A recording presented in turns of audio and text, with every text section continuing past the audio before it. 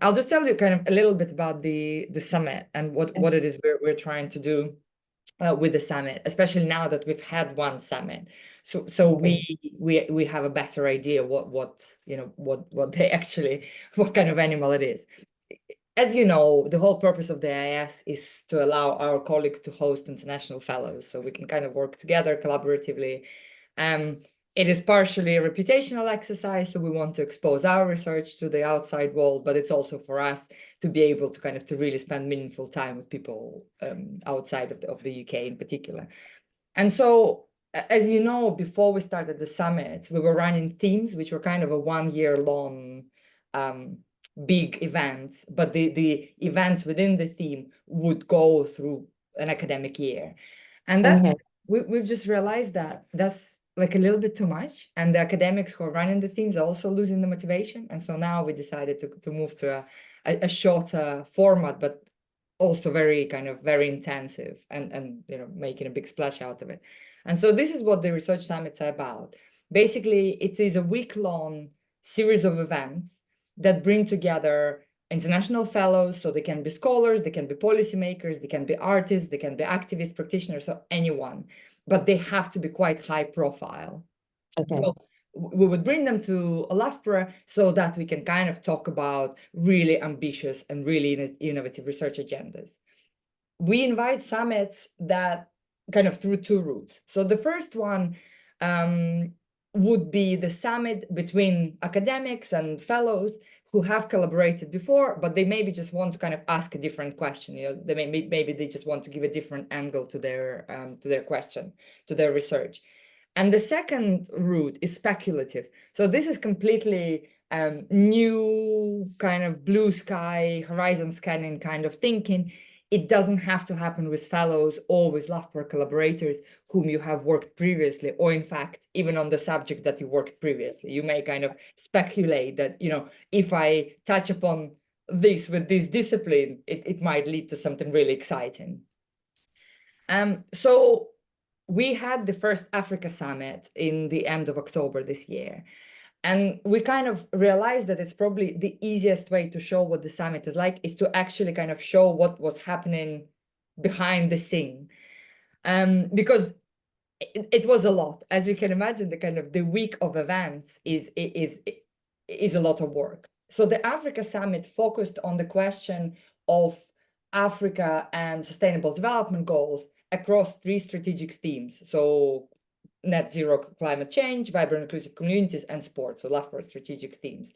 And that's how the days were kind of put together. But all of them, all the conversations led to Africa and sustainable development goals and the research that we're doing at Loughborough. So this is the draft, the final draft that nobody but the IIS team and basically the special envoys have seen. So you can see that across 5 days, we have quite a lot of events, right? And lots of kind of speakers and things. But basically, in a nutshell, day 1 was welcome. And we had Dan Parsons opening it because Vice Chancellor was away. And then the kind of panel between the special envoys and the international fellows. Day 2 was on sport, so PVC Sport opened it for us, and we had a keynote speech by Lynn Sambili, who was our fellow. So she was a summit fellow, and she's from the Commonwealth. And then we had a panel, and then in the afternoon we had another panel. So, but everything was around sport. So the panels were chaired by Loughborough academics. They were not the summit organizers. The summit organizers were 2 special envoys for sub-Saharan Africa. And then we invited 2 different academics to chair the panels for us. So day 2, kind of similar, keynote, then panel, and the keynote was chaired by APVC for climate change net zero, John Downey. And the final day was vibrant inclusive community. I ended up chairing it because APVC, vibrant inclusive communities, Emily, she had something urgent came up, so kind of I stepped in, but she would have been chairing it otherwise. And so again, we had a keynote and a panel discussion. So all the keynotes were from the fellows. We had 3 fellows. We were supposed to have 4. And 2 out of the 4 actually had visa issues. So this is something to really consider. We needed more time. And we kind of knew this with African fellows. But even then, we ran out of time, right? So that's kind of this political climate is really not helping our cause. So we ended up with 3 fellows, and then 1 fellow joined online, and all the panelists, some of the panelists were external, so they were UK panelists, but they were not fellows, and some of the panelists were Loughborough, so our colleagues. So that's kind of in a nutshell, that's what it looked like. So as I said, 3 external panelists, 10 Loughborough colleagues, and we also had 1 art exhibition. So this is something that we're really, really trying to do with the summit. We really want to bring our academic work closer with things that are done at LU Arts and Radar. And the exhibition, Kerry Okiwowo curated it for us. It was fantastic. It was kind of one of my favorite things that, the IS has ever done. She really engaged with the work that we're doing on Africa and kind of really managed to showcase it. It was great. And we hosted it all in the International House, and the exhibition was open for everyone. So in terms of the kind of fellows and panelists, we want the organizers to invite those, but we are there to help, particularly with Loughborough people, because at the AS, we kind of know, because we're networking perpetually, so we have quite good idea of who is who at the university, and we can help out with that.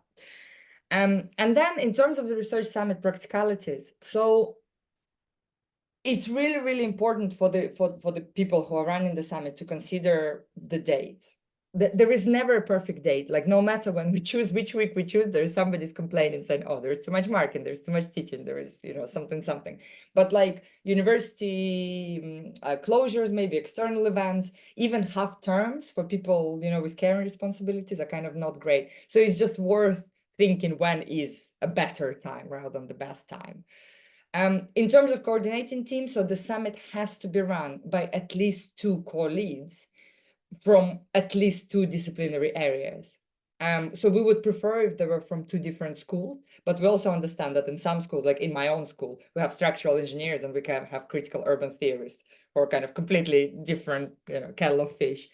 But really for your own sanity, it's better if there are 4 coordinators, so 4 leads, because then you can spread things out a little bit. So maybe, 3-4 disciplines as well. It'll be just easier to manage. And we would expect the leads to nominate 3 to 5 international fellows. The reason we say 3 to 5 is because we have a budget. So Africa Summit was around £10,000. We don't put a budget per se on the summit, but this is the figure that we approximately work with. And so if you bring fellows, say, from Europe, you can probably afford more because we cover, all the travel, all the accommodation. But if you bring somebody, say, from Brazil, or from Japan, then that becomes expensive. So you can't really bring as many fellows. We also would want the leads of the summit to tell us, to think really who might be interested in the summit at the university, because we are trying to kind of to make sure that every school is engaged, but we normally help out with this as well. And then think about the legacy. So, why do you actually want the summit? So what would be the result? We are not UKRI. We will not knock on your door and kind of say, oh, have you written the proposal? That's not the purpose of the AF, but we still want something to come out of this. Even if it's collaboration, paper, I don't know, a meaningful discussion, like that's great, and we will track that legacy. So the application form is already on the website, and the next deadline is 11th of April. So there is plenty of time. And that is for the first semester of the next academic year. So, if you have an idea, we can chat about this now, but like later on as well when you're working with your colleagues. And so as a result of the Africa Summit, we also kind of made a few to-do points for the hosts. So first of all is the clear idea of the outcome. Because once the leads have the clear idea, it becomes really easy for them to write the blurb as to what the summit is about, which we need for promotion events and for the, for all the registrations. And if that idea isn't clear, that becomes, quite a tedious task for all involved. We talked about the fellows already. And then we also have quite strict internal deadlines. So we would expect the leads to really follow those deadlines. Because it's visa applications, it's the kind of marketing, promotion, invitations, and so on and so forth. So you can imagine that if you want to secure a vice chancellor to open a session, this needs to be in his calendar kind of 6 months in advance, otherwise we don't stand a chance. What we also realized is that whilst we will help you to develop the draft schedule for a week. So, once the leads tell us what they want, which themes they want, we also want together to think about plan B. We had, a couple of dropouts. So Ed Brown, for example, fell ill a couple of days before the summit. So somebody had to step in. Emily couldn't attend, so I stepped in. And it would have been easier if we'd actually had a plan B from the get-go. Maybe there would be somebody in the audience or kind of in the panel straight away. Then, of course, so we promote the summit. We work really closely with marketing. We think this time, actually, it works really well. It was kind of everywhere, on every screen, and it was the university newsletter and like on the website. But of course, we also want the leads to spread the word a little bit. So blurbs I already said. Well, ensure that relevant colleagues attend. We send the invitations to people you tell us, but if we miss somebody, then it would be great if leads can tell us so. And then engage in sessions. We would love for the leads to chair the sessions, to even participate as panelists, to kind of to attend all the sessions. So it's quite a lot of work overall, but it's definitely worth it, because the excitement that the summit generated was really, really great. And then the most important, attend dinner with a clear list of guests. We pay for the dinner, of course, and normally barely record, but we expect the host to be there. And then write a blog in the end. But as we realized with Africa Summit, it was basically the final reflections of the hosts. So they just, send us the same document with some edits. And that was that. So the application form on the website, and it's quite a straightforward application form. And that's it, really.